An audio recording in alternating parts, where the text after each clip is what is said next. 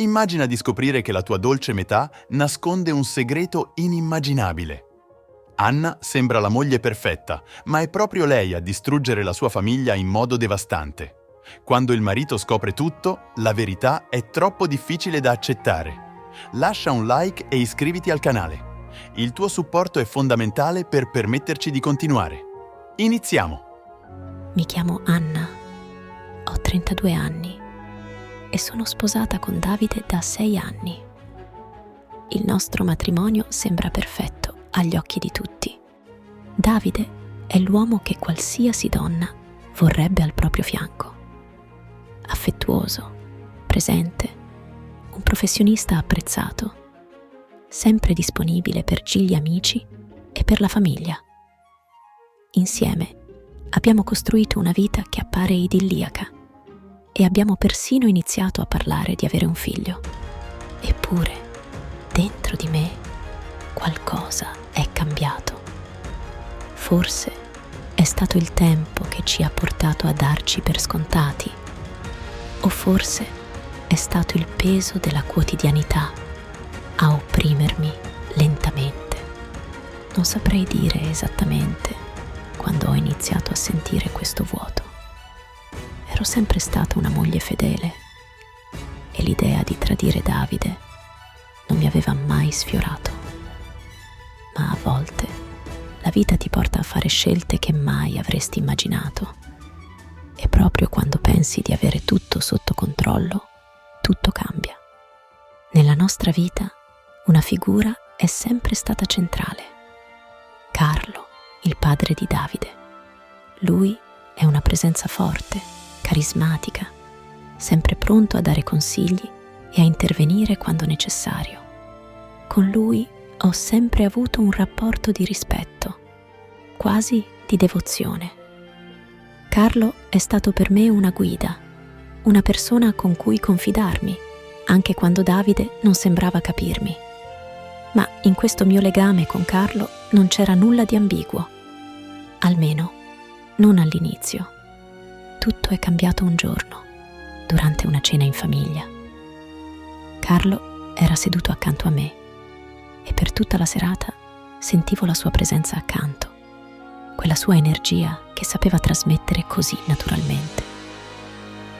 Durante una breve pausa, Davide e sua madre erano usciti per parlare in giardino e io e Carlo eravamo rimasti soli al tavolo. Ci guardammo e in un attimo mi sembrò di vedere Carlo in una luce diversa. Non era più solo mio suocero, era un uomo maturo, con uno sguardo penetrante e un carisma irresistibile. Non so spiegare cosa accadde in quel momento, ma sentii un'attrazione che non avevo mai provato prima. Forse fu uno sguardo un po' più lungo del solito, o forse la sua mano che mi sfiorò leggermente. In quel momento il mio cuore iniziò a battere all'impazzata e un brivido mi percorse la schiena. Non dissi nulla a Carlo, ma sentivo che anche lui percepiva la stessa tensione. I giorni seguenti furono un susseguirsi di emozioni contrastanti. Cercavo di convincermi che non era nulla, che era solo la mia immaginazione, ma ogni volta che vedevo Carlo sentivo quella stessa attrazione che cresceva, sempre più difficile da ignorare. Non ci volle molto perché quella scintilla inaspettata si trasformasse in qualcosa di più. Un pomeriggio, mentre ero sola a casa, ricevetti un messaggio da Carlo. «Sei a casa? Passo a trovarti per un caffè». Il mio cuore saltò un battito. Non c'era nulla di strano in un caffè con lui. Ci eravamo visti molte volte senza Davide, ma in quel momento la mia mente vagava in un mondo di possibilità proibite. Mi sistemai rapidamente e in pochi minuti Carlo era alla porta.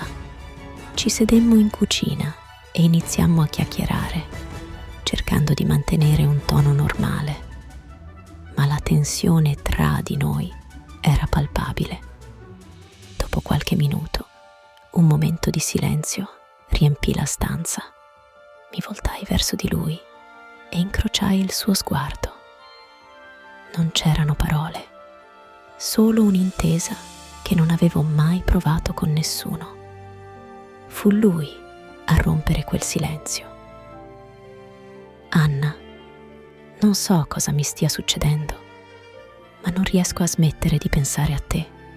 Quelle parole mi travolsero, come una verità che avevo represso troppo a lungo. Prima che potessi rispondere, Carlo si avvicinò e mi sfiorò il viso con delicatezza. Era un gesto tenero, delicato, ma dentro di me accese una passione che non potevo più ignorare. Quel pomeriggio segna l'inizio di qualcosa che sapevo essere sbagliato, ma a cui non riuscivo a rinunciare. Da quel giorno, io e Carlo iniziammo a vederci in segreto. Ogni incontro era un misto di euforia e paura, una tensione costante tra il desiderio e il senso di colpa. Ogni volta mi ripetevo che sarebbe stata l'ultima, che dovevo mettere fine a quella follia, ma poi bastava uno sguardo, un tocco, e tutto ciò che pensavo svaniva. Mi sentivo viva come mai prima, ma sapevo che ogni volta rischiavo di perdere tutto. Le nostre uscite si trasformarono presto in momenti sempre più complici. Ci vedevamo quando Davide era a lavoro, oppure inventavo scuse per uscire. Ogni volta che ero con Carlo, il mondo sembrava fermarsi. Mi sentivo libera, piena di emozioni che non avevo mai provato. Eppure il senso di colpa mi logorava. Mi domandavo se fosse giusto tradire Davide con suo padre, se stessi distruggendo la mia vita e la mia famiglia per qualcosa che non aveva futuro.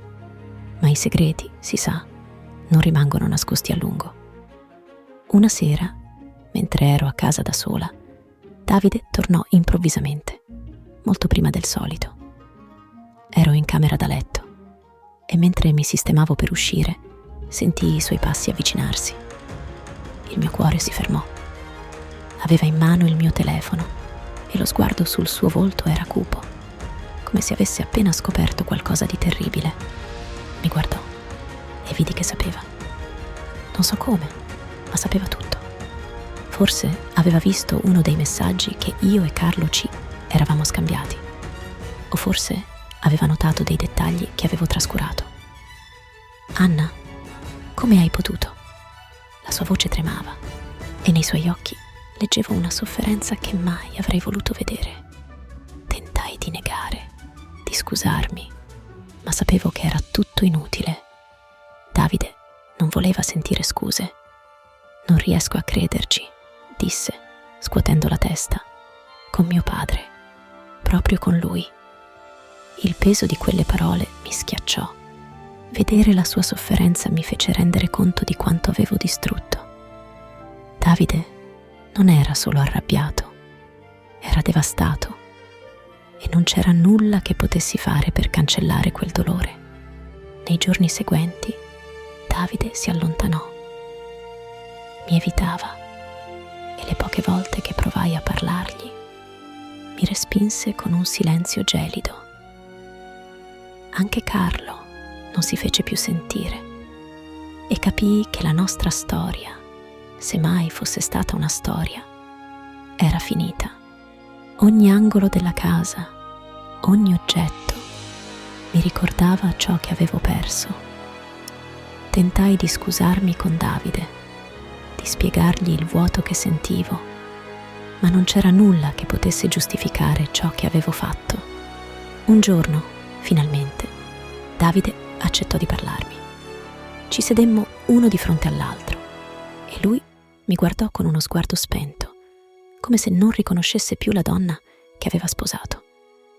Anna, disse, con una voce calma ma carica di dolore, tu eri la mia vita, la mia famiglia, ma hai distrutto tutto e io non riesco più a fidarmi di te. Non posso continuare a vivere con questa menzogna. Quelle parole mi trafissero e capii che era davvero finita. Davide prese le sue cose e se ne andò, lasciandomi sola in quella casa che ormai era solo un ricordo vuoto della vita che avevo distrutto. Tentai di riallacciare i contatti con Carlo, ma lui mi evitò.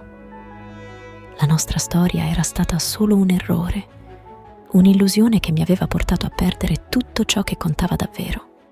Ora vivo con il rimorso e la consapevolezza di aver rovinato tutto per un desiderio che non aveva senso.